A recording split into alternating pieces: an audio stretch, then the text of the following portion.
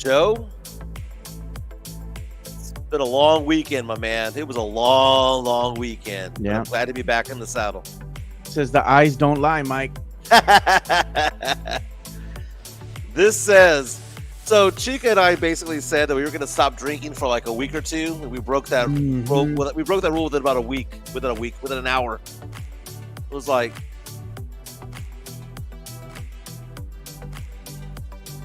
I saw you all made it out to PF Chang's with Sean. dude, PF Chang's was a good time. We'll get into that. Good morning, Mario Cavazos. And Jonathan Perez is in the house. Yeah. Peter Aguilar is here. What's Good up? morning, fellas. Got a lot to talk about again. Shut up, Gina continues. Did you get the shirt out already? Nah, not yet, dude. I've been busy with my daughter, man. Just a Shut Up Gina shirt with a Area 210 podcast patch. Yeah, my daughter's had me busy, man. I'm tired. I'll probably be ready doing for that that. in 5 years, my man. Getting ready for that wedding, dude. I'm just like, I had to go to Nordstrom's on the weekend on Saturday morning, dude. I'm like, I'm tired, man. Lots to get into today, Joe. Cooper Flash is in the house. What's up, man? Yeah, JB Pettis is here. Fernandez with his Shut Fernandez? Up Gina. Chris Gonzalez coming in with Damn Gina.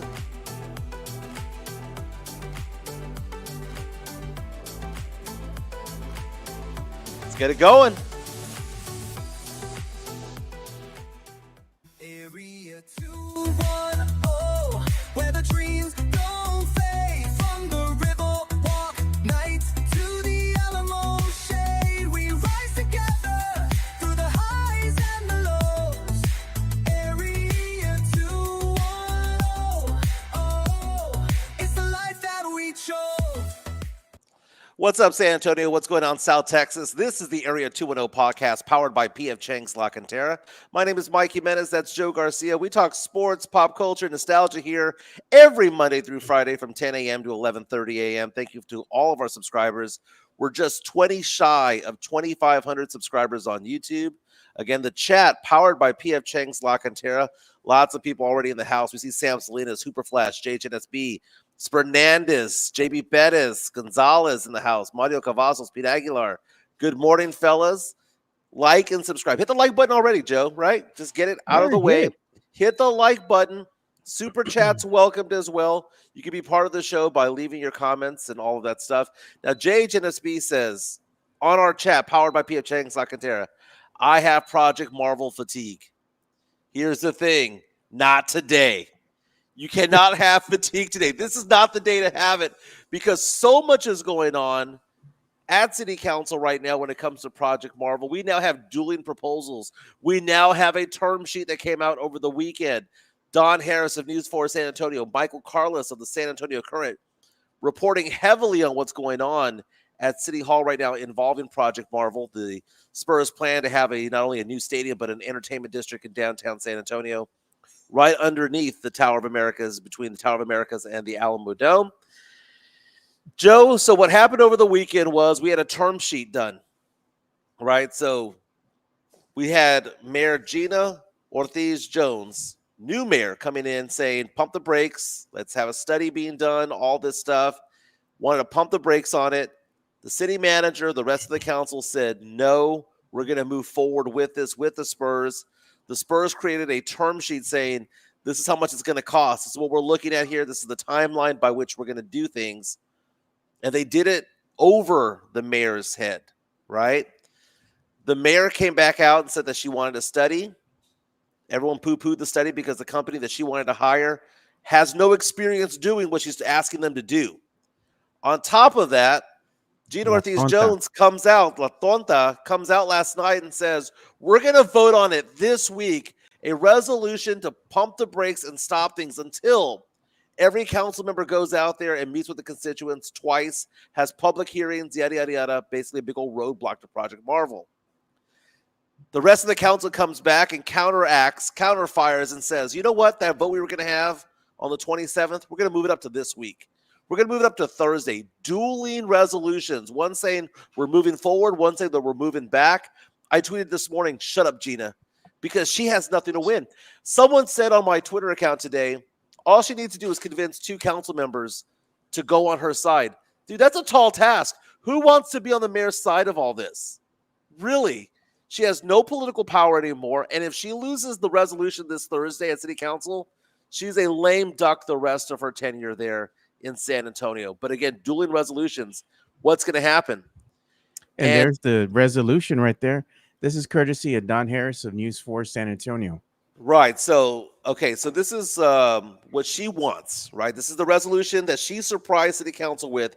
It says, quote, resolution under which the City Council will not consider a proposed term sheet with the San Antonio Spurs for a proposed arena downtown until A, the City Council receives an independent economic study for the arena by a firm with no association with the Spurs organization or ownership, with economic analysis on par with what the city of Philadelphia received in 2024, notably impact on the general fund. And 2, each city council member must host at least 2 in-person publicly announced engagements with their constituents to receive feedback and completed independent economic impact study on any proposed term sheets. Now, here's the thing.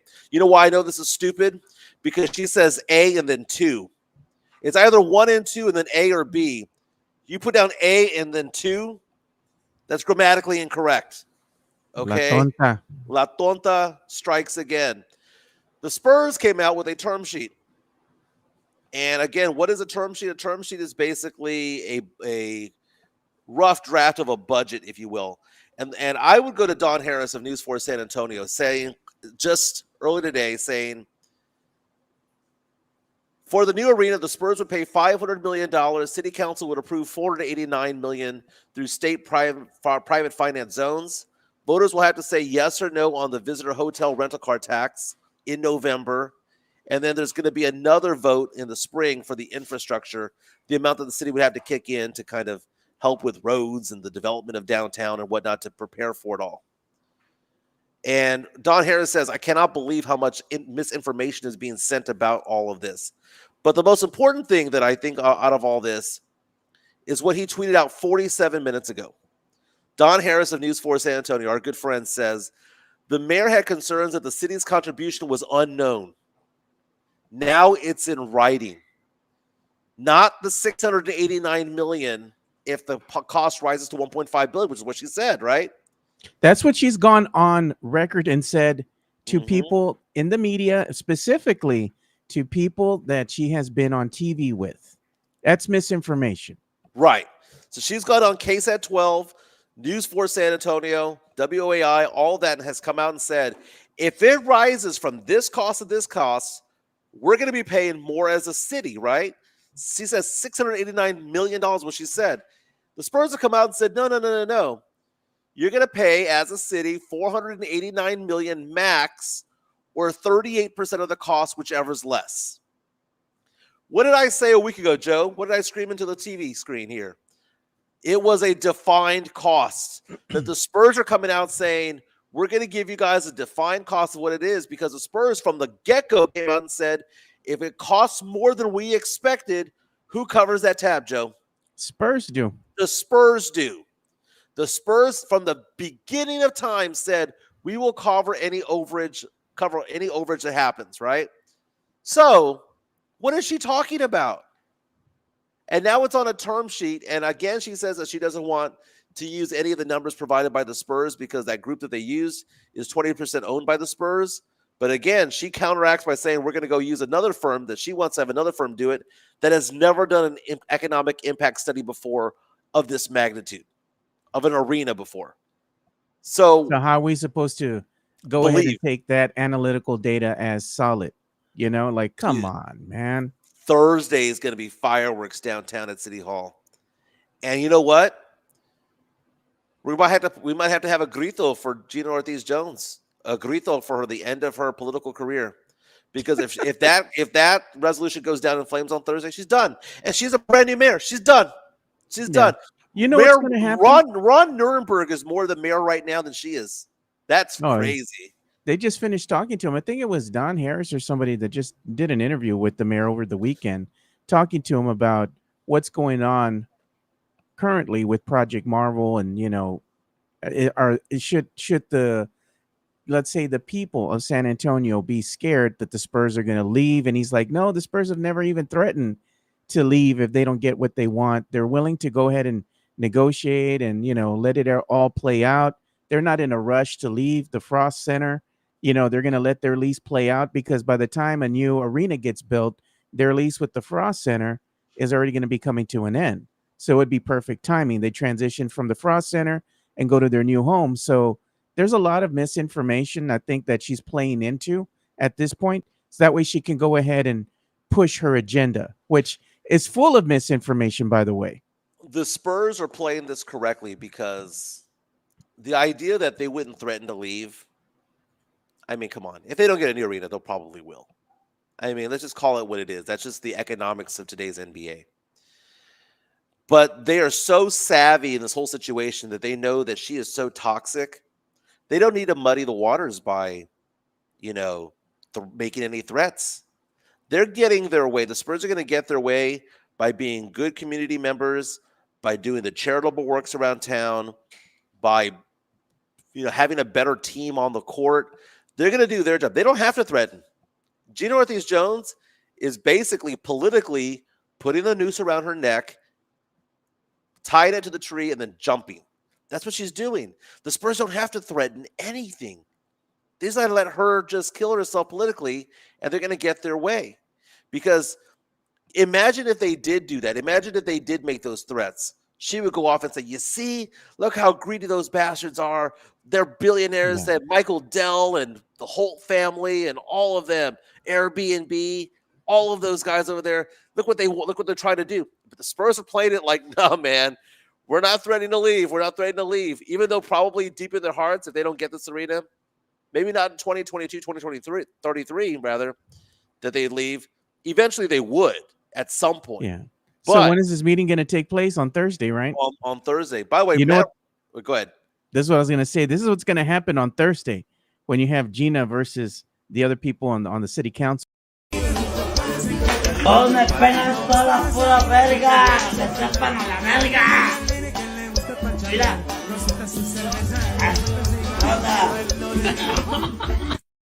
She's gonna try. She's gonna try. Now, Matt Roy, who's a Emmy-nominated sports reporter with News 4 San Antonio, WOAI, and KBB, has a very interesting tweet talking about the details of the term sheet that the Spurs offered the city of San Antonio. Again, they offered this to the city manager, and the city manager is going to present this to city council. Again, the mayor is not the dictator of San Antonio. The mayor basically is just one vote of the council. She's not Palpatine from the Star Wars. She can't say, I am the Senate. Exactly. So Matt Roy of News 4 San Antonio / KBB says, quote, term sheet says the design and construction of a new arena will take 57 months and is expected to be opened for the 2032-2033 NBA season, which is when the Spurs lease with the county at the Frost Bank Center ends. So the Spurs are planning to finish out their lease and then do what?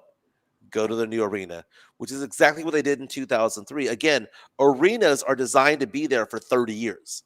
The Spurs signed a 30-year contract with the city of San Antonio to be at the Frost Bank Center, which was originally the SBC Center. Then it became the AT&T Center, got renamed into the Frost.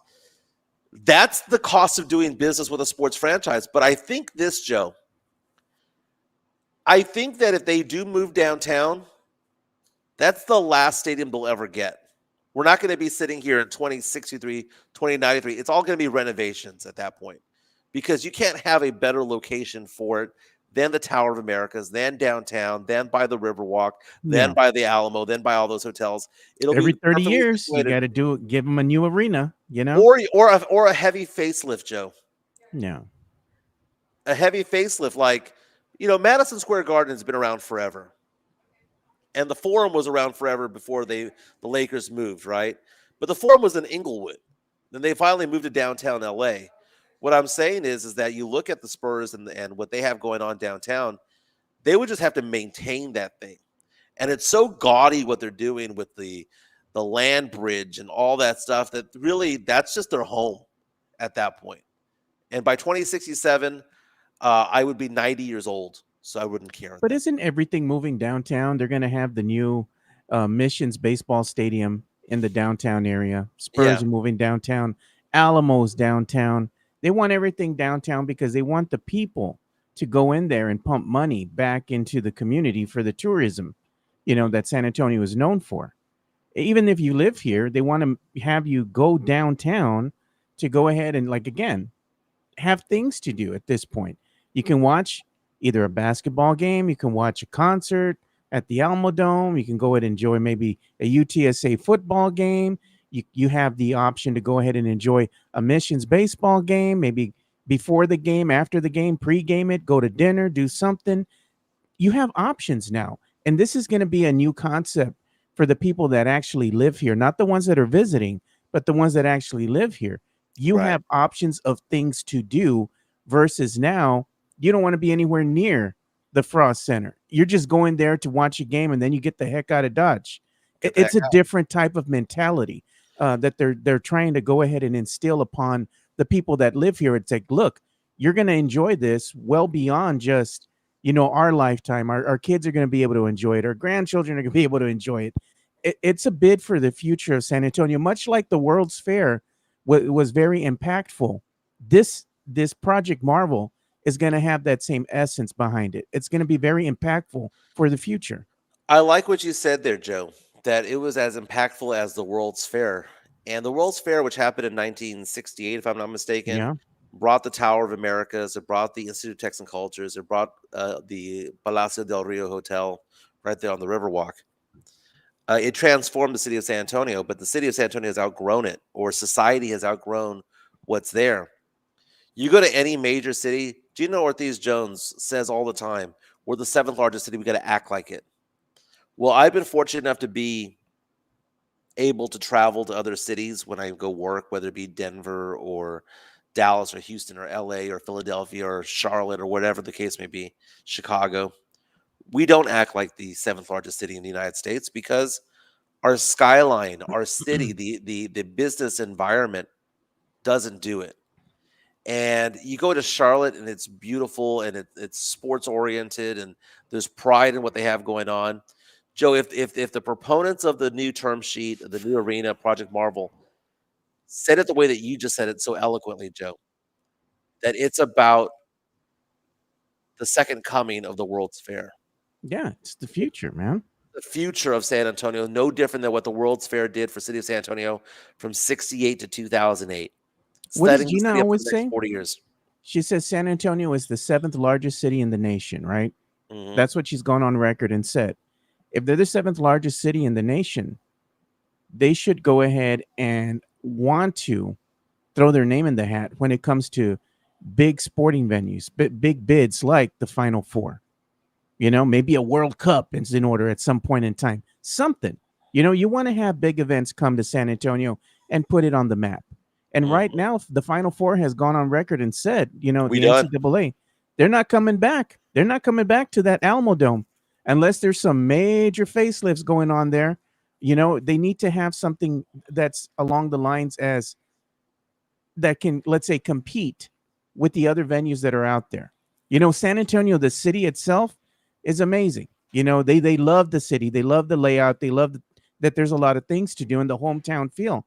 But beyond that, if you want to go ahead and get with everybody else, because we are the seventh largest city in the nation, you have to move forward with a different mindset. If you build it, they will come, right? Like if you're going to build Project Marvel, you don't think that's going to be more attractive to big businesses wanting to come here in San Antonio and set up shop? Bigger, let's say, sporting venues, events wanting to come here to San Antonio now because we have a new state of the art facility. I Mhm. mean, that's going to help San Antonio and their tourism dollars at the end of the day. It's going Yeah, to help the city. Joy-Con reaches out to us on our chat powered by PF Chang's La Cantera says, there's no reason why San Antonio shouldn't have a college football playoff game. I mean, it is No reason. that's a very good point. That's a very, very good point. I look at it this way, Joe. Two things. the Spurs getting better this year would make it easier for voters to say yes. And I know that 2020, 2032, 2033 is far off in the distance, but there's Yeah. a certain segment of society within the Bear County lines, the 210, that say, well, why are we giving them this much money when they haven't fielded a good team in 6 or 7 years? Well, you know what? They won 5 championships in a generation. They're You the know, only professional sports team in town. that is true. But I think the Spurs getting better is going to add to it all. I think the Spurs not making any threats is smart politically. They're letting her hang herself. So there's so much going on when it comes to all of this. Again, the dueling resolutions go on Thursday. For city councils, for the mayor to come out and say, we're going to have this resolution, we're going to vote on it immediately to pump the brakes on all this. And for the rest of the city council and the city manager to come out and say, oh, hold my beer. We're going to move up our vote a week to show you who's boss. Yeah, And it you ain't know, you. the one thing that I'm not understanding here is they can still have their own independent study done, right? Without impeding progress. You can still do both things, but at the end of the day, it just seems like she wants to go ahead and say, no, let's pause everything until we get the study done. How long is it going to take the study to get done? Because you're just wasting time at that point. You can Yeah. still move forward without impeding progress, but I don't understand the logic behind what she's wanting to do. I understand clearer, heads will prevail. Let's think about this. There's a lot of money going on around here. I understand that, but it doesn't mean that you have to stop what you're doing until you get your study done. The study could take what, 6 months, a year, 18 months? We don't know. She Right. hasn't revealed that either. Like, if you want a study done, first you have to go ahead and get a firm that has, let's say, the track record that can go ahead and say, you know what, this data is solid. Not get somebody that's never done this before. 2, how long is it going to take the study to get done? What's the timeline that you're working with as far as putting it on the voting docket? Joe, Like, she just doesn't doesn't want make it, Joe. sense. She just doesn't want it. I mean, Yeah. we talked about this last week. I mentioned confirmation bias. She just doesn't want it. And imagine that, Joe. The city of San Antonio has a mayor who could not step foot on the Frost Bank Center without getting booed. Like she's Nico Harrison from Are they the going to have Dallas the Fire Mavericks. Gina chance at Fire the Gina Frost Center? chance at the Frost Bank Center. Wearing our shirts that say Oh, shut up, shut up, Gina, Gina. with the Area 210 patch on the right-hand side. Again, just to summarize, the Spurs have a term sheet out there with the city of San Antonio that they gave to the city manager. City manager has posted it. Gina Ortiz-Jones, the mayor of San Antonio, the new mayor of San Antonio, came out and said that she wants to have a resolution voted on this week on Thursday to basically pump the brakes on everything and derail everything for the time being. Wants it to go back into the public, wants to have all these public hearings and all that stuff, stall, delay, right? Basically unravel everything that Ron Nirenberg had been working on the past 2 years. She wants to throw Ron Nirenberg the finger without throwing the finger. Exactly, Like, come on, man. And dude, every time I see Mayor Ron go out there and speak publicly against her, Ron has more power in the city of San Antonio than Gina does. And that's funny because Gina's the one that's in office. But Ron is going out there. That's his baby. No different Yeah. than Henry Cisneros' baby was the Alamo Dome, which was a joke for a while. Then it became profitable. And now it's going to be married to what Ron had been working on. Ron Nirenberg, you see him at an SAFC game. You see him at the Spurs game. I don't care if you're left or right. Don't get me wrong. Here's the thing. The lefties left him because he was Democrat, right? Yeah.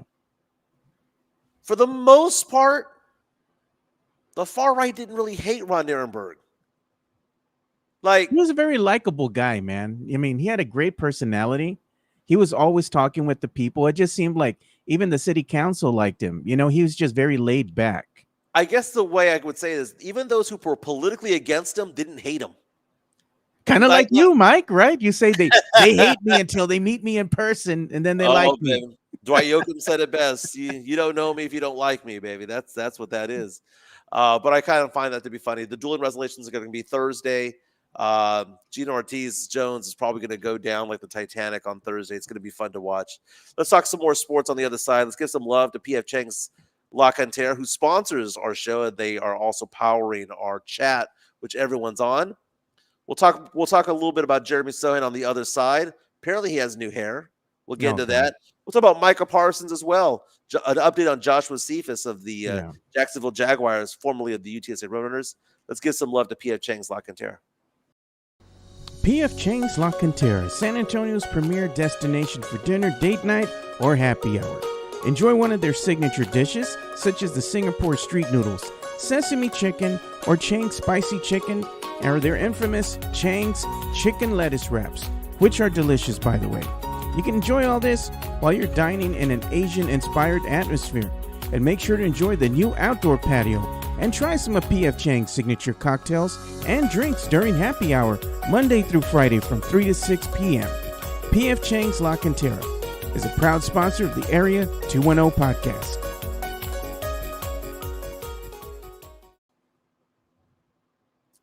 P.F. Chang's La Cantera, it's over by the Nordstrom side of the mall. Does a fantastic job. They have happy hour every day from 3 to 6. But to be honest, if you're drinking, you'll be happy anyway.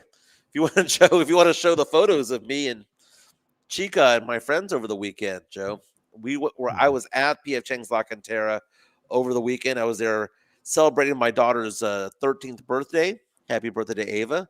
My oldest daughter also had a concert performance at the Pearl, so I was in San Antonio for the weekend with Chica. And we enjoyed ourselves over there. But we made our way over to La Cantera. Did some shopping over there. You can keep scrolling further down. Did some shopping over there and made our way. There it is. Made our way. There's the old fashioned, Joe. There's me and Chica. Chica having a Cosmo. Check this out. Hey, man. There's Sean right some there. Good drinks. That's a Japanese old fashioned. And there's Sean Quintero, one of the bigwigs, one of the head managers over there. Good friend of the show. That was fantastic. Also, hey, man, Sean makes some damn good drinks, Mike. Dude, he's an excellent chef as well.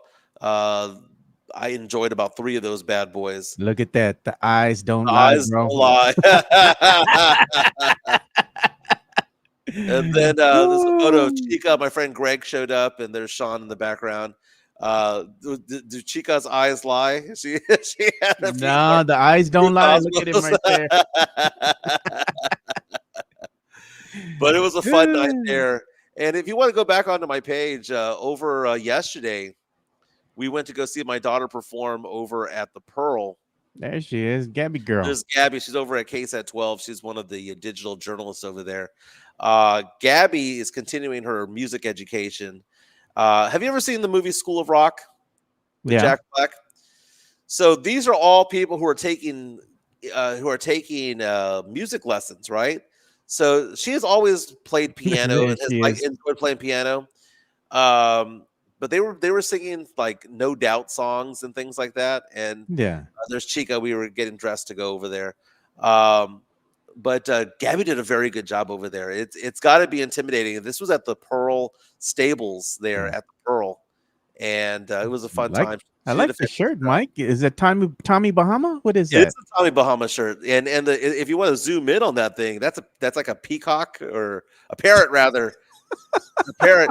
The back of my jacket, the back of my shirt says forget the crackers. Polly wants a cocktail. Oh God. Is that my new style, Joe? Because Chica and I go to beaches all the time. Is that my new style? The Tommy Bahama button up? It is. Tommy Bahamas, man. Fernandez was like, Jimenez started early on Friday, bro. Dude, I really need a cutoff on the drinking for this week, man. Chica and I were like, man, after Saturday night, we're not going to drink for a couple of weeks. You know, not until but Mike, you always say that and you all fall off the wagon. We go to Gabby's performance at the Pearl, and it's the Pearl, man. I mean, come on, they have alcohol all over the place over there, and they're like, we have cocktails over here, and so I had some cocktails over there, and now I'm done for the week. We have a super chat coming on in from Sam Salinas. Let's get it. Let's get it. Money talk. Here comes the money. Sam says, here's $5 to not talk, Sohan. Sick of that scrub getting so much freaking attention because stupid hair. Old grito for the end of DC Gina's reign. He wants the old man grito. He wants the old man grito. You got it, man.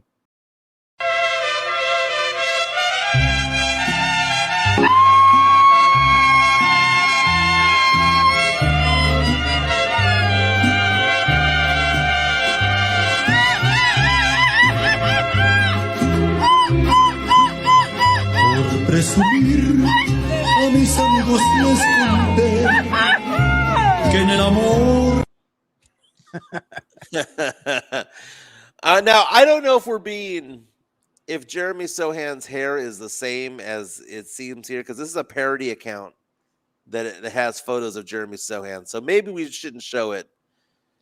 Yeah, I don't know if it's legit, Mike, because I said I haven't seen anything.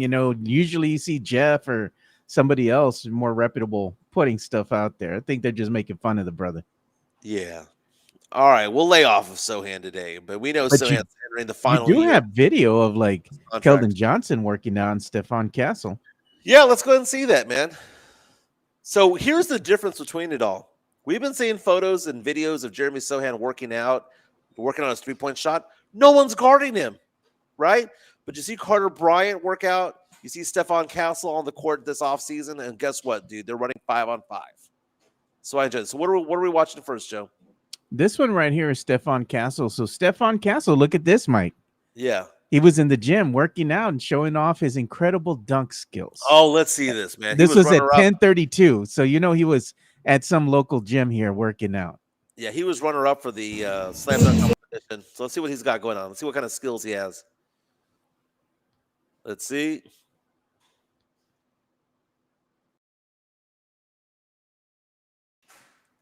Wow, practicing for the slam dunk competition in 2026. Get it. All right, that's just him having fun. I'm fine with that, dude. I'm fine and then with you that. had Keldon Johnson working out here. Yeah, let's go full screen with that. Let's see what's going on here. I don't know if I can here. There you go. Got him. Yep. Nice. There you go. Up. Nice. So we're going to invert in, drag, invert. 2. Now, downhill. Boom. You can see everything loaded, everything attacking, everything shifting, but I'm controlling my base. I like I'm it, controlling Joe. also the drive. See it? Good. There it is. 3, 2, and 1. He's just explaining to him, the intricacies of having control when he's driving in instead of just putting his head down. Yeah, because Keldon did that the first few seasons. He was like a bull in a china shop. Just lower your head and just hope something good happens or get fouled. But you see Keldon working on the game. Keldon is kind of a weird situation because as much as I complain about him, I kind of still want him on the team.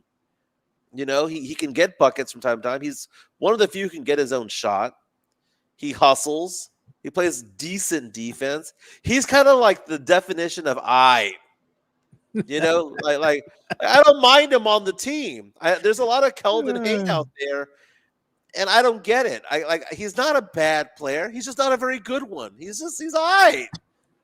He has his moments. He very rarely wets the bed. He's just all right. You know what you're going to get from him. He always wets the bed. He gets in foul trouble. It's a turnover. He makes stupid decisions, bro. He makes stupid decisions with the ball. That's when he was averaging 20 points per game, and he was forced to be the number one option. But when he's the third or fourth option out there, he's not that bad, man. Third or fourth option, Keldon, I'm okay with. Fourth or fifth option, Sohan, I'm okay with. It's when they're first, second, or third options that I have issues with. Keldon, he's one of the few that can knock down a three from time to time. If you had to pick, Mike, who would you keep? Keldon Johnson, Jeremy Sohan. You got to pick one. I'd keep Sohan. Why? Because at the end of a game, if you need to have a stop, like you can replace 15 points per game, but if you need one, I don't want Jeremy Sohan out there. I want Sohan to be like Mariano Rivera, right? Close the game with a lockdown defensive play. Keldon Johnson is 6'5". You can replace his size. You can replace his points productivity. I'm just saying that at the price point that the Spurs have him at, it's actually a good bargain for the Spurs to have him. Sohan can at least maybe get a stop down the stretch of a close game. But the brother can't shoot, man. He becomes a liability at that point, especially if you have him in a close game situation. You want his defense out there, of course. But the problem is on the flip side of that, he can't shoot. And then if he gets in foul trouble, you can't count on him to knock down both shots from the stripe in a close game when you're either a tied game situation or you're down by like 1 point. You just need to make both free throws to sustain a lead or get the lead, and you have less than, I don't know, you have 0.9 seconds or 0.4 left on the clock. You make these 2 buckets, the game is yours. I don't trust him to do that. But I'll take the 6'8" guy over the 6'5" guy all day. How much I is mean- Sohan worth to you, though? We've talked about this, man. You can't go in there and say, you know what? I think Sohan's worth 23 mil. No. No. I would say, depending on, like, as of right now, he's a 3-year, $40 million guy. He's a 3-year, $40 million guy right now. If he has a good season, but the problem with Sohan is that he's fighting for minutes right now. You know, he has a cold night. They have somebody behind him and in front of him that can outplay him from time to time, whether it be Luke Cornett or Kelly Olynyk. So, and then you have Harrison Barnes, and you have Champagnie down low to complement what they've got going on. And then you have the possibility of Devin Vassell playing more at the 3, a 3-guard set with Castle, Fox, and Harper. It's going to be difficult for Sohan to ball out this year simply because he might get better, Joe, but his stats might not reflect that.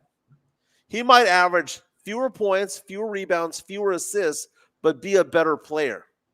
Because maybe it's going to be a better player in a span of 16 minutes per game, as opposed to being the player that he has been for 24 minutes per game. But the idea that he's going to be the next Kawhi Leonard, stop. That was stupid from the get-go, Joe. That was stupid from the get-go. And you know what's so funny, Joe?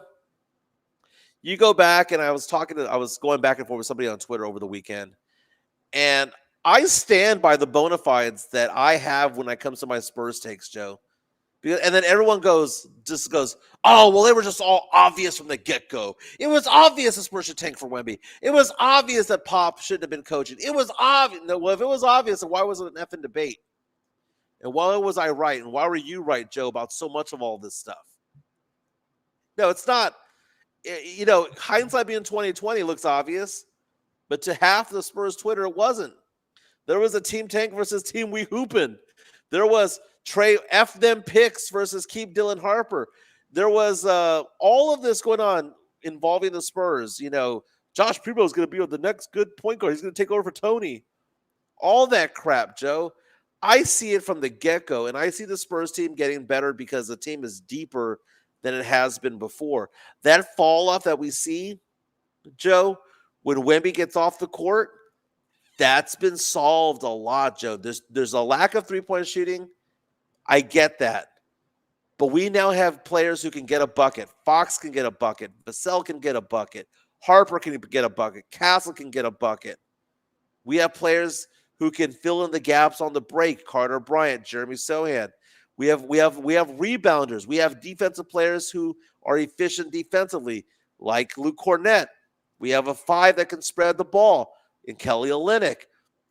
We have Champagnie who's cardio half the time, but every once in a while catches fire. Vassell oftentimes catches fire. He's very streaky. The Spurs have players who can put the ball in the hoop, but more importantly, now have an identity when it comes to defense. The Spurs have a good defender in De'Aaron Fox, a good defender in Harper and Castle, a defensive player of the year candidate in Wemby, who's the favorite for that. You have Sohan who can play defense. You have Luke Cornett who can play defense very well. I'm just saying that this is actually looking like a pretty interesting squad on paper analytically, and I'm excited about it, Joe. They look like that on paper, man. But the thing is, it doesn't matter how good you look like on paper. You still got to go out there and deliver. You know, and to me, I just have good expectations for the team coming into this upcoming season, as long as they can stay healthy, you know, because Spurs fans haven't seen Fox. They haven't seen a healthy Wemby on the court together for an extended period of time. They've got a small sampling last season, but you want to see what the team looks like with everybody healthy. You know, you're going to have your usual suspects out. Vassell's going to be injured, of course. You're going to have, what's his name? Jeremy Sohan injured, of course. You know, load management at some point where you're going to give players a rest and, you know, a couple nights off or what have you. They're not going to play on the back end of back-to-backs. You know, I mean, this is part of the game. But I just want to see the team stay healthy and see what a healthy Spurs squad at 100% can look like for a full season? Are they going to be a team that's going to be like, you know what, these are going to be, this team is a bona fide playoff team, or is this team still not as good as advertised and they're contending for the play-in? I want to see what happens. I think part of it is going to be the development of players. We've seen, and is the development of the players the job of the Spurs, or is it the job of the players to be developed on their own? Right? Because you see videos of Castle working out, you see videos of Devin Vassell working out, Keldon Johnson, Jeremy Sohan. You see what they're doing, on the off season. Do they need to be better, get better on their own, and then come back into camp, or is it that they have to get back into camp and then build a rapport with their teammates? I just retweeted something right now, Joe. It was a comment made on Friday by Steve Kerr, former Spurs player, head coach of the Golden State Warriors, has won multiple championships with that team. He was talking about the difficulties of coaching young players. The Spurs have two rookies that are 19 years old in Dylan Harper and in Carter Bryant. The Spurs had a 19-year-old in Stephon Castle last year, had a 19-year-old in Victor Wembanyama the year before. In 2022, the Spurs had three 19-year-olds in Malachi Brown, Blake Wesley, and in Jeremy Sohan. Let's hear what Steve Kerr had to say about this. It looks like he's talking to Shane Battier, of all people. Shane Battier. That's from Blast from the Past. On the Glue Guys pod. Yeah. I just think it's really important to collaborate with your staff and to encourage the young coaches to really bring a lot of ideas to the table. I really lean on my younger coaches. One of the ways the league is so different now is that we're now a developmental league. When you came into the league, when I was in the league, we were already developed. You played for Coach K for 4 years. I played for Lute Olson for 4 years. We were ready, and the other part that was different was the schedule was different. So we'd have like 3 games in 4 nights. Then you'd have 4 days off. So you'd have 2 great practices. Now the schedule is basically you play every other day all year long. We don't practice anymore. So we have to develop these 19-year-old kids who are coming into the league without much practice time. That has meant an entirely revamped kind of development program. And frankly, I'm not great with that. Like, I'm an older coach. I'm a disciple of Phil and Pop, and so I lean on the young guys to really install great development drills, decision making stuff, things that I never did or knew how to teach. But the key is to figure that out and let the people who can do those things, let them do it and empower them. And I think that's how you progress. Lots to unravel there from Steve Kerr on the Glue Guys pod with Shane Battier. He was saying, we don't practice, man. We don't practice. They can't afford, they don't have the luxury to practice because they don't have the time. They're always on a plane. Most of the time you're traveling. And it's all about pushing these games because the league needs that money and they need to go ahead and push up the ratings. If you go for an extended period of time of no NBA, that hurts your ratings overall. That hurts your overall, let's say, bottom line, pulling in money from advertisers. But, Kerr talking about how when he was coming out of college, he was 22 years old. No different than we talk about how Tim Duncan, 4 years at Wake Forest. Yeah. David Robinson, 4 years at Navy, and then he had the 2-year deferment and all that stuff for what he had to do. That being said, they were grown-ass men coming into the Spurs. And Steve Kerr was a grown-ass man going into the NBA. Shane Battier was as well. We're getting these 19-year-olds who don't know what they're doing. And some of them are NBA ready. Some of them are not. They're projects. Like when Sohan came to the team, they were projects. We knew he was a project. We know that Carter Bryant's a project. So very rarely do the Spurs pick somebody that is NBA ready. Dude, projects back in the day, Tony Parker and Manu Ginobili were projects. But you look at Dylan Harper. As excited as I was about Stephon Castle, because I said this last year, Joe, the dude's NBA ready. Dylan Harper is NBA ready. Not only because he has the talent to do so, but also because of what he has in the background of his dad being Ron Harper. So it's like he has a coach at home as well, or coach over the phone as well when it comes to it all. His mom was an actual coach as well. So I'm excited about that. But for Steve Kerr to say that he relies on his younger coaches to talk to and mentor these 19-year-old players, because he says, basically saying he doesn't identify with them, and that those players don't identify with him because why, Joe? He's too old. How old is he, Joe? Dude, 59. He's 59. So all this whole talk where I've been talking about for many, many years, not going to pop bash right now, because I'm a disciple of Pop and Phil. Pop at 75 could not have resonated the same way that he did with Tim, Tony, and Manu, because the age difference was so wide. When Steve Kerr sees this, and he's been seeing this since his mid-50s, there's something to be said about that. But now who do the Spurs have as a head coach, Joe? Mitch Johnson, who's in his 30s. Johnson. Down with the kids. That's why I'm excited about it. He understands where they're coming from. He played college ball. He was AAU. He was part of the AAU program, played AAU, coached AAU. DeJounte Murray was one of his players that he coached. Yeah. It's just fascinating how this game has changed. And I know that there was this conversation on Spurs Twitter over the weekend about these comments saying, well, shouldn't players have to play 2 or 3 years? Because for a while there, that was the rule. But that ain't going to fly, Joe. When NCAA got shot down by college football, when college football started saying, hey, look, man, these are players that need to get paid. They're not going to be able to tell college basketball players, you got to stay for 2 years, 3 years. It's un-American, Joe. They're already being told that they have to wait 1 year. That's kind of un-American, because in a capitalistic society, if you are a commodity that somebody wants to have, and you're 18 years old, and you can carry a gun to Afghanistan or Iraq, you should be able to play in the NBA, Joe. It's not a good product, but it's un-American to tell somebody that they can't. Yeah. Not excited about Jeremy Sohan's hair, though, man. It might be fake news for all we know. It probably is fake news, Mike, because nobody's released anything. I haven't seen anything on Insta. Haven't seen anything on popping up on the Facebook groups as far as the San Antonio Spurs go. I don't see anything from Jeff or anybody else. I think you got duped.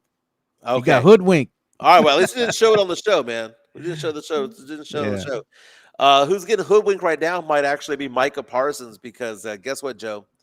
Yeah. The NFL season is coming up pretty quick. The Cowboys had a second preseason, and I don't care about preseason football, dude. I really don't. It's funny. Yeah. It's funny that you look at it, and not until the real players go out there do I care. But the Cowboys, Micah Parsons, still at a stalemate. It's not even a stalemate, Joe. The MFer's getting ghosted. Like he says he asked for a trade.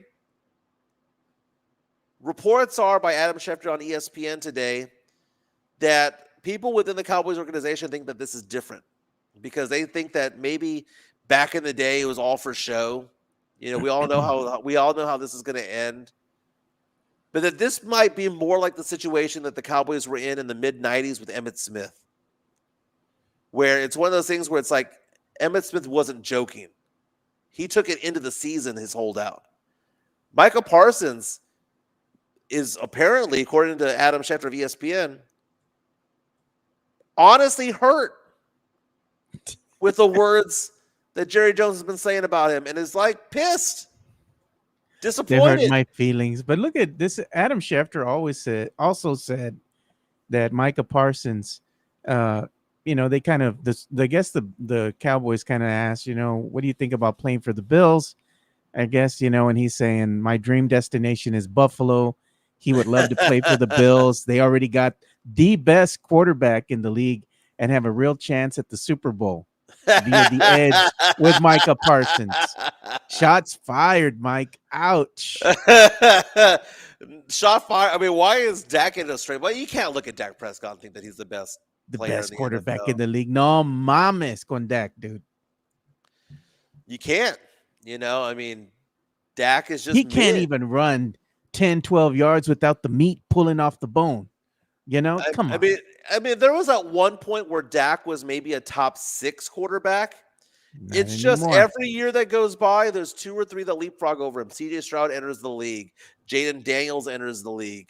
Burrow enters the league. Like new players come in and get better and are younger and faster and can actually run. Dak is not the same. Dak is going the way of Aaron Rodgers. Aaron Rodgers right now cannot perform drills at practice right now because he's so slow. And that's going to be Dak Prescott. Dak Prescott had a good weapon when it came to running. He was not a running quarterback. He was a quarterback who knew how to run, who could run. And it was always a threat out there. Like, hey, if need be, I'll squeak out for 5 or 6 yards, head for the first down marker, and be done with it.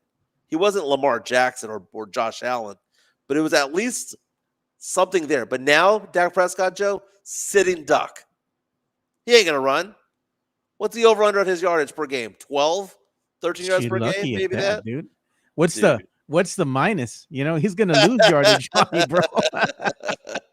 He's running for his life. He's running back. I'm like, at some point, you either get rid of the ball or you just take the sack for 3 yards. You're done with it. You continue the play.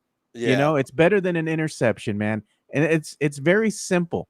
I'm hoping at some point in time, Dak figures that out. It's better just to take the loss of yardage than to go ahead and throw an interception. It's a pick six coming the other way, or they're coming back and they get good field they get good field yardage, right? Coming back the other way. They go ahead and tackle the guy. He's already at the 30-yard line or so. A couple plays, they're in the end zone, or they just go ahead and have a stalemate and the other team kicks a field goal. Either way, the other team's putting points up on the board because of a mistake by Dak Prescott. And that's the thing that the Cowboys keep on doing over and over again. They're their own worst enemy. They keep making mistakes. They're doing great, right? They're playing great. Then all of a sudden, when it gets closer to the game, mistake after mistake after mistake after mistake, and it cost them yardage, right? Oh, offsides, or they did something wrong here, another penalty, and the other team is just getting free yards, 3 yards, 5 yards, whatever, 10 yards. Before you know it, I mean, you just gave them a whole bunch of yardage because of your stupid ass mistakes. And that's the thing that's asinine with the Cowboys. They can play good at times with these other better teams, but then these mistakes cost them. And what can't you do when you play against good teams, Mike? You can't make mistakes, man. And that's what happens with the Cowboys. The only fascinating thing about the Cowboys this offseason is what's going to happen with George Pickens. Like, is that going to open up the game for CeeDee Lamb? Is that going to open up the offense? Because they have no running game whatsoever. I do like a lot of the comments coming in on our chat powered by PF Chang's La Cantera. Tony Nalla saying Dak doesn't run anymore. He's scared. Midtown Texas, when he got hurt, he morphed into Kirk Cousins. Primo. Chris Gonzalez, I'd rather take a 90-year-old Joe Flacco to run than Dak. Dak is going to be okay, better than most. Yeah, No, he's just mid, dude. He's mid. He's Tony's probably on track here. Our team sucks, Joe. Our team sucks. Pero this is our year. Vamos para la Super Bowl. Yeah. I always hear that every single year. It's been what, 30-something years? Vamos para la Super Bowl. Gotta dust off those VHS, baby. Yeah.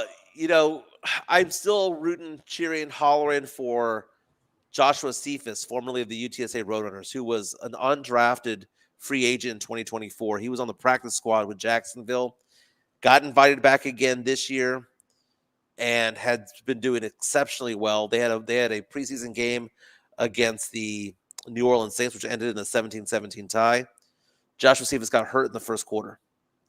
He got helped off the field. Didn't get carried off the field. He walked off the field, but had to get a little bit of help after a catch there in the first quarter against the Saints. He had 2 receptions on the game.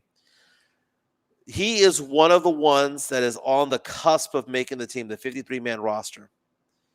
If you look at it, I've been following the Jacksonville media about this whole situation because Cephas has been balling out. But Jacksonville, oddly enough, has some very talented wide receivers this year. The belief is that Joshua Cephas is the 6th wide receiver on that team. How many wide receivers do teams take, Joe? 5 or 6. And it's just, do they want to have a 6th wide receiver? Because if they do, then he's on the team because he's better than 7, 8, 9, and 10. So he's right on that line there. Maybe he's a practice squad guy again. Maybe he comes in once there's an injury to a player. but he's done enough to make it onto the roster. But Josh Stevens will be following that guy soon enough, man. Yeah. Hey, did you see this? What's going on here? What's going on? Apparently, when you receive an offer here from Colorado, right? Yeah. Look at what they send you now, man. This is pretty cool, man. I gotta say, Mike. So if you get an offer from Colorado, right? You get a 1-on-1 trading cards of the recruit, right? Plus Nice. exclusive NFL trading cards of the coaching staff and Deion Sanders. That's pretty cool, dude. You see that? Yeah. That's badass, dude. That is pretty badass, dude. Coach Prime. Prime time. And there's the official offer letter. That's pretty cool. That's a good presentation right there, man. That is good. I know that when my daughter Gabby was offered a scholarship by LSU, they gave her this booklet, and when she opened it, it was like this, like a pop-up book that opened up, and it said congratulations, and inside there was the dollar amount that they were offering her. So it was like whoa, $76,000. You know, that was pretty cool, dude. Look at this. Peter Aguilar, he says Dak is Marbach nice. That's essentially what he is. That's essentially what he is. Joe, let's talk about Marbach. Chica and I are looking at properties, right? Because we're all over the place. We'll probably move someplace in the early part of next year. And where we'll be is anyone's guess, man. It could be in the hill country. All I know is it's not going to be in Houston, and it's not going to be inside of San Antonio until yesterday happened, Joe. She started sending me some houses to look at that were inside the city of San Antonio, Joe. Was it over there by Marbach in 1604? Stone Oak. Oh, man. Cocoville over there. Sent me Stone Oak and Castle Hills and Helotes. No, but Cocoville. What about Castle Hills? That's Cocoville, man. That's Coconut City, bro. Castle Hills, that's Jackson Keller and 410. That's you'll fit in right perfect with the people, Mike. They call you the Coconut of San Antonio. She also showed me some land out in Divine, some like 5 or 6 acres out in Divine, and she showed me one, kind of it's this little town I had never even heard of, but it's like southeast of San Antonio, about 30 or 40 miles southeast of San Antonio. I didn't even heard of this town. What's it called? I don't remember, dude. I don't even remember, but I saw that. I was like, man, I've lived in San Antonio almost my entire life. I don't recognize that town name. But we're looking for land, dude. We're all over the place. Maybe you'll find something, man. I mean, they got property out here way out here past, like if you even go past Poteet, right? Going out there by Palo Alto, outside the loop there. Mm-hmm. Oh. Kicked out here. I don't know why. There you go. There we go. We're back. I'm saying if you get if you go out there, past the loop, you'll find some property out there by the south side as well. Way outside the loop, you'll find some properties out there as well. I mean, there's property if you really want to look. The problem is that depending on how far away you go, you're going to have the city encroaching at some point in time. The further away you are, the more time you're buying yourself as far as a buffer zone. Oh, I see the town that she was looking at, Lone Oak. Okay. Which is by Atkins. Lone Oak. That's not Stone Oak. I know she showed me Stone Oak, and then she showed me some land in Lone Oak, which is out by Atkins, Texas, past China Grove. So far east. I don't even think that's Bexar County. That's Lavernia area. Oh, Lavernia was nice, dude. I was in Lavernia the other day, and I was doing some work over there. Dude, Lavernia was actually nice, man. Luling is nice. I like the Luling area. Okay, Mario Cavazos saying Mike and Chica are not going to live on the south side. No lies detected. Or I think he is detecting lies. You know what I saw the other day? If you're a gambling man here, there was I think it was on My San Antonio, mysa.com. You can go check that out. on their website. There's an article that they just wrote. I saw over the weekend. I think it was browsing Facebook or something. And there's a couple that lives out there about, I think it's an hour or so away from Fredericksburg. And they have 76 acres, something like that, of land.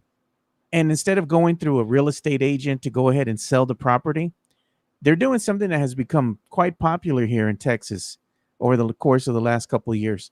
They're actually going to raffle away their property there. And they have like a seasonal creek that runs through the property and whatnot. Yeah. And they showed an aerial view of the property. If you want to go ahead and throw your name in the hat just for a chance to win, the raffle tickets are somewhere in the neighborhood of $6.99. I'm thinking about buying me a couple just to see if, maybe by chance fate will intervene and I'll win 76 acres. What am I going to do with it? It's probably a lot better than the odds of winning Powerball. I know people were doing that over the weekend. Well, check this out, Mike. It gets better because you look and you start reading the article and you're like, okay, you're going to be out here in the sticks. You're not going to have internet, electricity. No, hold my beer. They have on their property line there fiber internet connections, so you can go and get hooked up with electrical. So I'm like, hey, it's not a bad deal. You could build a home there on the property, where it's closest to the fiber line and power. And there you go. Maybe have a septic system. And they also do have a well on site, so you can go ahead and have water that you don't have to pay for, other than just you have to put in a pump of some kind to pump the water, and probably to some type of a tank, a holding tank, so you always have water on demand. But that's not a bad problem to have. You got electricity, you got water, you got internet. Yeah. Paint a nice picture of that property, Mike. Well, I mean, some of the properties you see out there where you need to have the septic tank and all that stuff, that's a headache that some people just don't want to have, And well, you have to get it cleaned out every so often, man. And Chico's like, man, I don't want to have that smell sometimes, because after a while, have enough fidel. Bad things happen. Well, what are you gonna do? You're gonna go and you're gonna dig an outhouse? JHNSB says realtors are a thing of the past since the internet came out.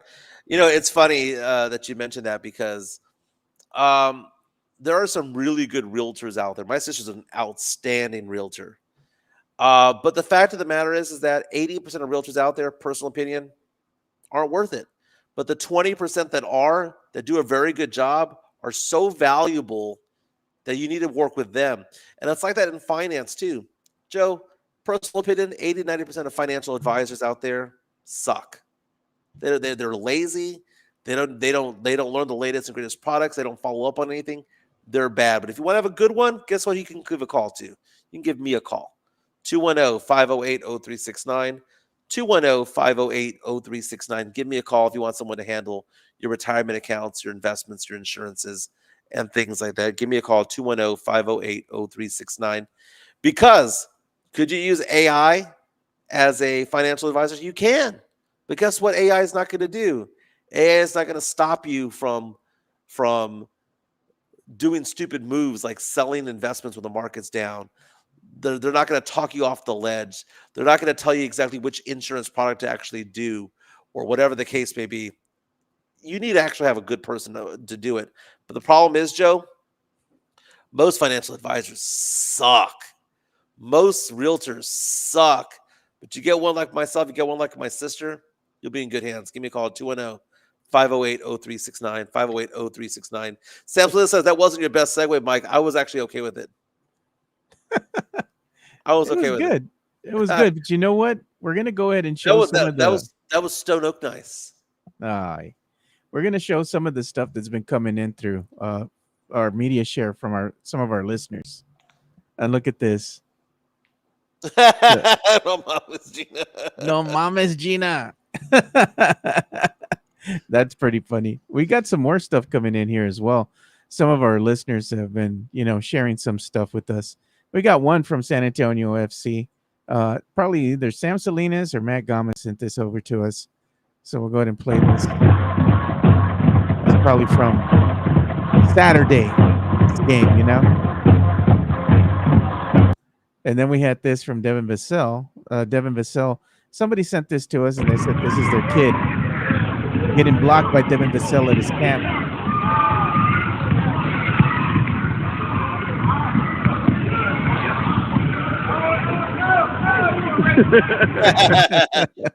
And they had some pictures of Devin Vassell there at his camp with the kids and stuff. So that's good. Like he's doing some stuff for the community. And look at there's Jeremy Sohan. His hair hasn't changed, Mike. You got duped. Oh man, I You got got duped. duped. As Dan Leonard would say, I got tricked by the internet. Look at that. His hair's the same. His hair's the same, Mike. How about just get it back to a normal color, dude? You know what this You got reminds me duped. of? This reminds me of like James Harden's beard. Stop it. And look, he's signing autographs for the kids for free. Yeah. You Wemby don't do that if you're from San Anto. He's afraid you're going to sell the jersey now. Jordan Elder, who's a reporter for KABB and News 4 San Antonio, is noting something right now on Twitter right now involving the term sheet that the Spurs have. Community benefits, it says. And who is this? This is Jordan Elder of News 4 San Antonio. She's a reporter over there. She was pointing out part of the term sheet where the Spurs are signifying exactly how the city will benefit from them directly for Project Marvel. And it says the parties will negotiate and enter into a community benefit agreement, a CBA, as one of the project agreements. Under the CBA, the Spurs will commit to provide funding of $2.5 million annually for a total of $75 million over the initial term of the arena lease. The use of the committed funding shall be allocated and used by the city based on a process determined by the city council. So they're going to be giving city council $2.5 million a year to do something, right? The Spurs will include a covenant on the project agreement stating that it will pay a minimum of the equivalent of the city's entry wage for all full-time employees at the arena. So again, they're going to be saying we're going to be paying our employees a certain dollar amount, whatever the city's entry wage is at that time. In addition to the yearly financial commitments above, the Spurs will continue to pursue the Spurs' historical philanthropic efforts in the community that include the Spurs' support for local small businesses, youth sports, health programming, internships, workforce development, public art, park redevelopment, community spaces, and other efforts aligned with the Spurs' mission, organizational values. That's a nice way of telling Gino Ortiz-Jones, the mayor of San Antonio, you do realize the Spurs do a lot for the city, right? Shut up, Gina. Shut up. I like that other one that somebody put in here. They put it, Nombre, shut up. Go Spurs, go, Gina. Oh, God. I think we've gone from Spurs in 5 just shut up, Gina. To shut up, Gina. Yeah. Got to say it That like is true. Friday, like bye, Felicia. Bye, Gina. Bye, Gina, man. Maybe they vote her out before the end of the year. Joe, I saw Freakier Friday 2, or Freakier Friday, rather, at the theaters on I went to Flicks right there on Petrenko in 1604. Who did you go with? Chica? Chica and my daughter Ava. What My did daughter Chica Ava think was, of Flicks? she liked it. She liked it a lot. My daughter is 13 years old, which means that she's in the age where she can't bear the idea or the thought that she's going to have fun with her dad. She's at that rebellious stage, right? And she goes into the movie theater thinking to herself or saying to us out loud, this movie's going to be stupid. I mean, it's Lindsay Lohan and all that stuff. Joe, by the end of the movie, halfway through the movie, she just was just laughing hysterically at it. It is a funny, funny movie. It is not, The Godfather. But if you're going to take your kids to a movie, and if you have teenage daughters, and you're going to take them to a movie, that movie with Lindsay Lohan and Jamie Lee Curtis was actually pretty good, dude. It wasn't that bad. But the love interest in the movie was a weird guy, man. Did you ever watch the Good Place on NBC with Ted Danson back in the day? Yeah. Remember Jonu, who played the guy who played Jonu, the wannabe rapper DJ?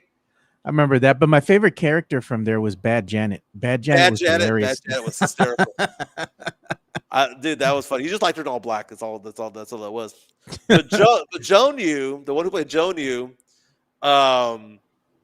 he's the love interest. And I was expecting him to do those like funny faces where he's like so stupid. Yeah. But it was funny. So Chica and I were talking over the weekend. I don't know where it happened. Oh, we were having dinner for my daughter's birthday, and the idea of celebrity crushes came out. And she was asking me who like my celebrity crush is now, and like in Hollywood. And I couldn't pinpoint one because we were talking about all these different actresses over time. Like we were talking about Salma Hayek, we were talking about because she thinks Salma Hayek is beautiful, and I agree. Mm. It's Yeah. also not the same Salma Hayek that busted out during From Dusk Till Dawn. I landed on Ana de Armas because I can't Oh, think of anyone different. she's damaged goods now, bro. Oh, I'm sure Tom she Cruise is. got a hold of her. I'm sure she is. I'm sure she is.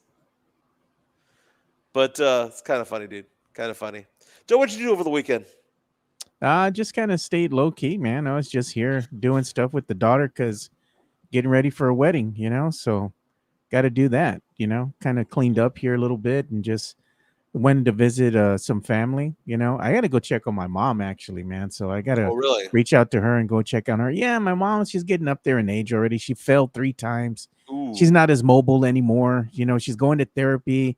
She can't really even get down the one little step in the house that she has to get down to kind of answer the front door. So it's funny now when I go visit her, I have to go all the way to the side of the house and she has to hand me the key for the front door. So I unlock it so I could get in the house because she's not really mobile anymore. So I'm going to have to go over there on the weekend and kind of check on her and see what I can do to make her life a little bit better because she needs to have a little ramp or something, right. She can't even cut her grass anymore, dude. So I've been telling my boys now, I'm like, we're going to have to go ahead and just bite the bullet on this one, and we're gonna have to take turns going over there and cutting grass for my mom now because she can't do it anymore. You're a good son, dude. I mean, Yeah. part of the whole thing that Chica and I are doing with the houses, I know we could joke around by saying it's Stone Oak or it's Castle Hills or whatever. Part of it is that we know that our parents are getting older and that we might need to have a casita in the back to be able to have them on property, just to have them out back. We're not looking for the most extravagant home of all time, but something that has another quarters of living so that they're not living in the house, but if we need to take one of our parents in, that they're there. It's there, right? Yeah. So we're kind of looking into that right now. Hey, don't forget to follow Jeff Garcia from Locked On Spurs and Ken's Five at Jeff G Spurs Zone. He's doing a lot of the reporting as well about Project Marvel, what's going on over there. He's mentioning the heads up. He says, new resolution added to the upcoming city council meeting agenda. Resolution to allow the city manager to complete negotiations and execute a non-binding term sheet with the Spurs to move forward with the proposed new downtown arena, also known as Shut Up, Gina. Shut up, Gina. City manager, majority of council overruling her. Yeah. And You know what? if she goes down in flames on Thursday, she has no political capital at that point. Nah. This is how stupid she is. She's doing this without the votes on council to make it happen. The Spurs are playing this so well, Joe. Get better on the court. Don't make any threats and come out and say, what they say, 58 months? 58 months to build that, Joe. It's a lot. That's a long time, though, man. That's a Hey, we long got a time. celebrity death to report here, man, over the weekend. Yeah, what happened? Got to rest in peace, General Zod. Oh, is that a celebrity? Come on, Terrence Stamp, who played General Zod in the original Superman films, he passed away at the age of 87. So he lived a long life, man. But he came out in a lot of other films besides just Superman. But pour some out for the OG, man. He's dead at the age of 87. All right, I'll stand back. He was an English actor. He had a Golden Globe Award, a Cannes Film Festival Award. He had nominations for an Academy Award and He two was a real BAFTA actor, awards. Mike. In 1995, he was named by Empire as one of the 100 sexiest film stars of all time. Really? All right. I don't know. I'm just giving him crap because he was in Star Wars. He was in Superman. I mean Superman. I meant Superman. I was picturing Superman because they had like those triangles that they were in or whatever. Oh yeah, dude, that was the Phantom Zone. Is that what that was? I Yeah. remember seeing that. Dude, I could watch Superman right now and not know anything about it, dude. Yeah, no, All Superman I 2 know was a is that banger, bro. if Lois Lane is falling, 3,000 feet, and someone's arms was to catch him, it would break her back. But no, but Superman swoops her up. Swoops her up, but I mean, the actress who played Lois Lane, she was actually homeless at one point in time as well after the film. Yeah. Yeah, sad story there, man. Hey, Yeah, but she has this. real fast, Jeff Garcia from Locked On Spurs reaches out and says Stamp was also in Star Wars. He played Chancellor Valorum. Oh So yeah, there you I go. wasn't wrong. I backed into being right. Hey, it's gonna be a historic night on ESPN Sports Center. Rich Eisen, Joe. What's going on with Rich Eisen? So after 20 years making a return to Sports Center, he's actually going to be the anchor at the 11 p.m. Eastern Time, 10 p.m. our time, Sports Center on Monday, ahead of the debut of the Rich Eisen Show on ESPN. Now, I wonder if Rich Eisen's going to be doing the normal show that he does, which he brings in celebrities to pitch their movies and music and all that stuff. And he has like a nostalgic thing about it. So it's not A-list celebrities that come on. It's like the dude from Happy Gilmore, right? God, the B list. Yeah, it's B-list, but it's funny though, man. I really enjoyed it. Yeah, I mean, it's kind of a blast from the past coming back, you know? You know what else is happening here in San Antonio? What's that? Did you hear that starting August the 31st here, the last day, they're going to finally shut down Pat O'Brien's there, man. That's Closing right. doors after 22 years. Man, Done August 31st. my friend Dino has been a general manager over there for many, many years. Got to reach out to him. That is a staple downtown, Joe. I mean, Closing doors. I remember one of the most drunk nights I ever had in San Antonio was at Pat O'Brien's. Those hurricanes were no joke, Joe. It's coming to an end, man. There's been a lot of places closing down as of late, man. It's kind of sad to see. You know, a lot of these Is that iconic places. Is that because of the expansion of the Alamo grounds? No, I think they just succumb to, like, you know, life after COVID, you know, trying to have that transition. They just, you know, just never seem to recover from it. Well, they've had a lot of competition downtown. You had Be Kind and Rewind, and then you have all the Yeah. little And bars along the way. I think it was a combination from what I read in Yeah. the article. It was a combination of the post era of COVID coming back from that, and then ongoing construction surrounding the Alamo. It fluctuated, you know, their tourism dollars coming in. The only So, bar downtown that I miss, though, is Moses Roses. That was a good little bar, man. yeah, it was all right. But I mean, you can always go to the Esquire. Yeah, that's further down. I've been with Jeff Garcia from Locked On Spurs and Ken's Five over at the Esquire. We tore down that place one time. That was pretty nice. You can go there. You know what? We're only about a handful of days away now. I think it was like 12 or 17 days away from college football returning to our screens once again. Gonna have the UT versus Ohio State 1 and 3. I thought Ohio State was 2 at one point, but then they went ahead and gave that to Penn State. So Right. somehow Ohio State dropped to number 3. So now it's like 1 and 3 are going to be going at it. It's going to be a great start of the season. The Texas Longhorns, we're going to know what they're made of, dude. We're going to know exactly what they're made of in week 1. We're going to see how good UTSA can be on the road at Kyle Field, taking on the Aggies. The Aggies are 21-point favorites, and then they return back. I'm excited. I got my tickets over the weekend, Joe, for the Roadrunners Texas State game. Texas State beat the Roadrunners by 39 points last year. Can UTSA return the favor this time around? It's funny, dude. It's funny how in the field certain people get. People were after me, getting all pissed off because I said that I feared that UTSA would go 0-3 to start the season, and they're like, "You're a fair weather fan." I'm like, dude, they're playing the Aggies and a team that beat you by 39 points last year. That might be an 0-2 start. Yeah. It might be. And I said, because they have GJ Kinney, he's a really good coach.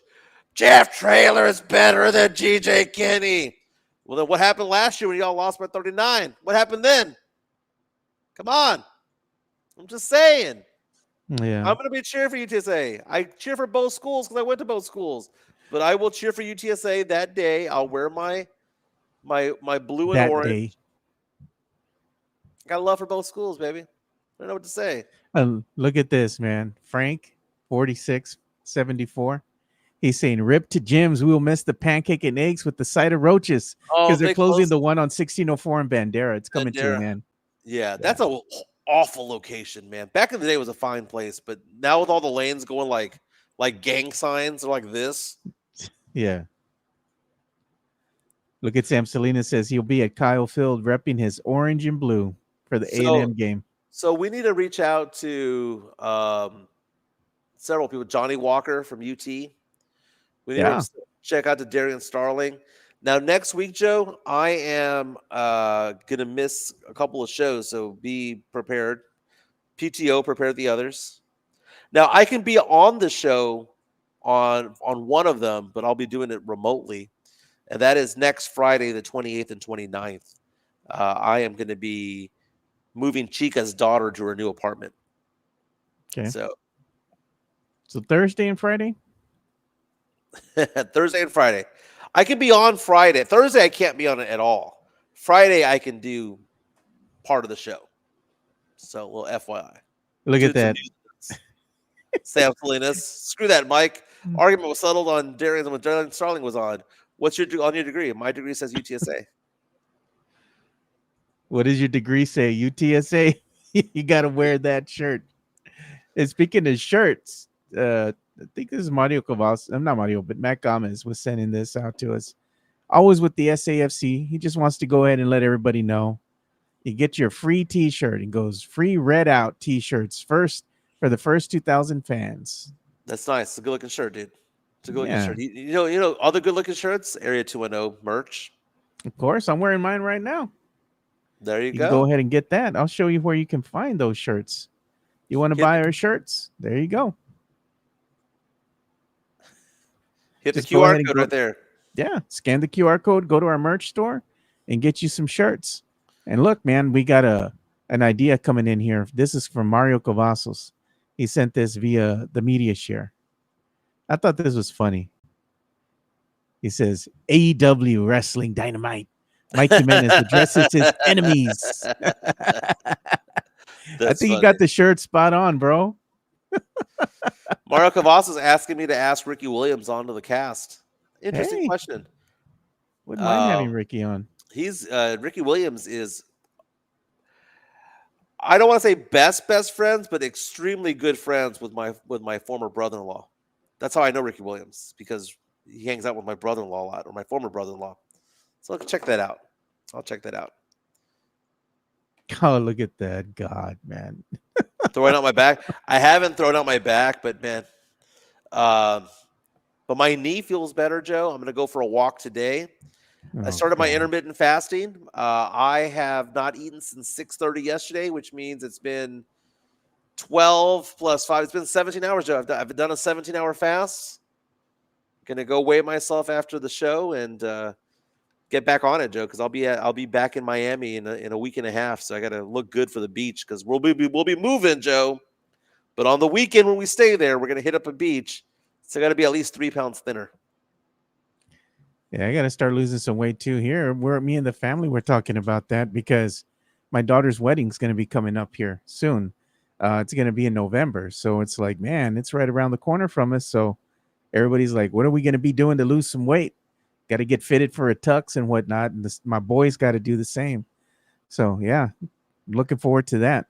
And I got to keep shopping with her. We got to go again. I got to take her to PF Chang's over the weekend so we can look at the layout there, because she's actually choosing that as a place that she wants to have dinner with the family after the wedding and whatnot. So dude, some of the food we had over the weekend at PF Chang's, dude, they have the dumplings there, the spicy dumplings. They were really good. They were fantastic. We also had The what else did we have over there? We had like just a bunch of appetizers over there. We had desserts. They have the cheesecake there that has Oh, that was good. the Obey cheesecake. Yeah. That was pretty good. We had that over the weekend. The Japanese old fashions, those are really good, man. So Sean Quintero does a fantastic job over there. Go check it out. Tony Nossal's liquor makes it quicker, according to Chica. Tony says drinking makes you gain weight, Mike. Exactly, which is why I'm going to lay off the drinks for the next 2 weeks, man. Going to lay off of it.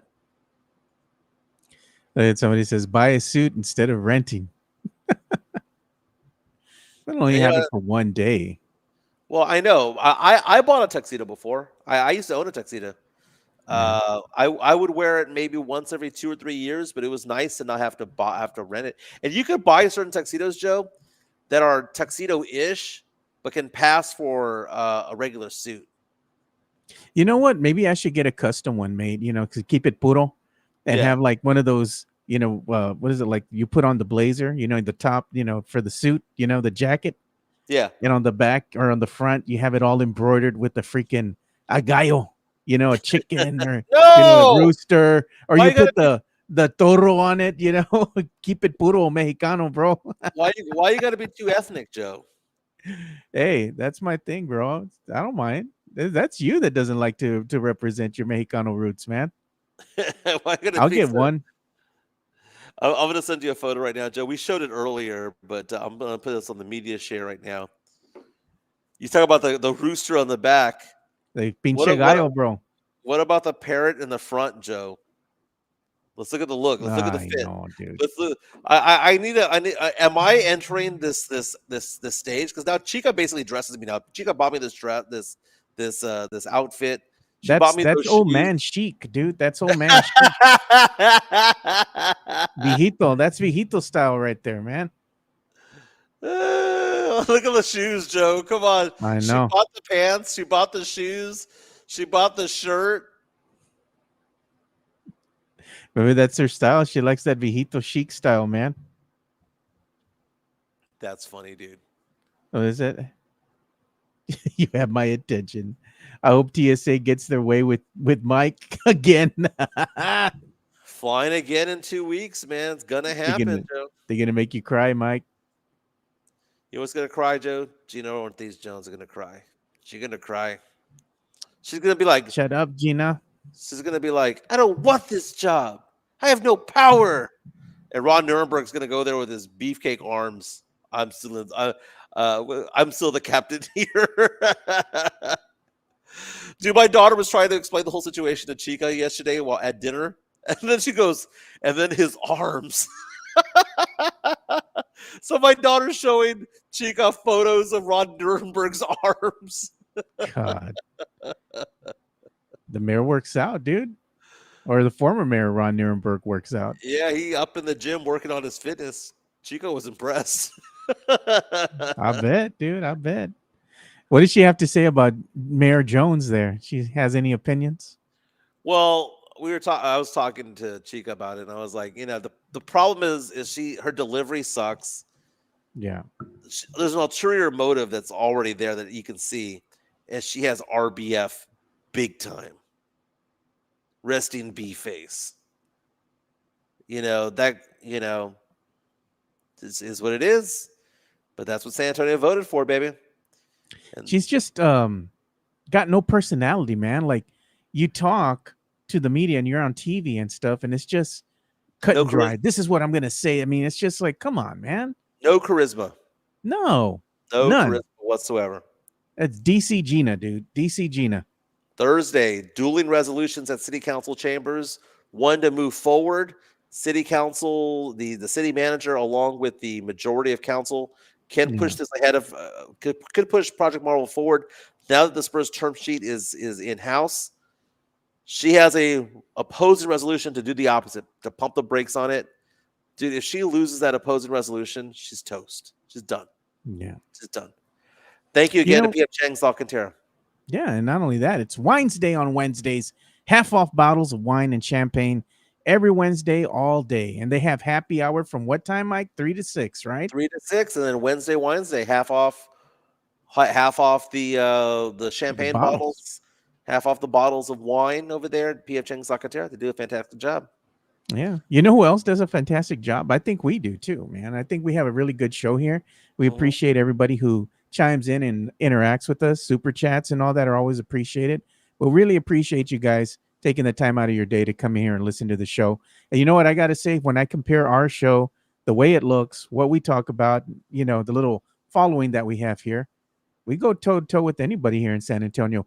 Our aesthetically, our show looks good. And we have good topics, and it's a good interaction between us and the fan base. Wait till the sports really start, man. Wait till college football. Yeah. Wait till UTSA football and the Spurs season start. Dude, we're gonna take off like a rocket. We're less than 10 subscribers short of 2,500. Get us to the Yeah. finish line. Let people know what we're doing. Everyone have a fantastic day. I got to get back to work. Thank you for the referrals, by the way. I had someone reach out to me over the There you go. weekend saying that they have a friend who listens to the podcast that referred me for retirement advice and things like that. Appreciate it, man. I will be back Mhm. tomorrow. Tomorrow, right? Tomorrow is Tuesday, right? Why does it feel like Tuesday. it's Friday? I thought it was Friday. We'll be back tomorrow to talk more sports, pop culture, nostalgia. Joe, fantastic job today, my man. Yep. We'll see you boys tomorrow. We're out. Peace. See ya.